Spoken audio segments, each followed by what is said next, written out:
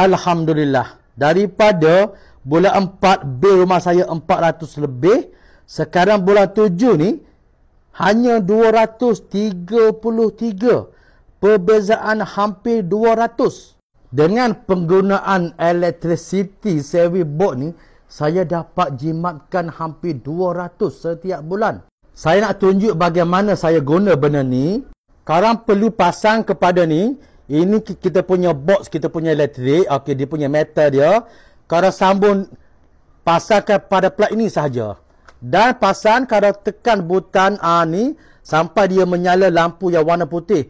Kalau warna hijau yang macam ni, bermakna benda ni dia tidak aktif. Tekan, dia akan nyala warna putih. Rumah saya 2 tingkat, 4 biji aircon, 1 penapis air, 2 biji peti, 1 biji mesin. Cuba korang bayangkan. Anda kata kalau korang nak cuba, kalau boleh dapatkan di Bako Kuning, harga serius, betul-betul jimat. Kalau korang nak jimat, korang ambil 3, dia punya combo 3 biji lagi jimat.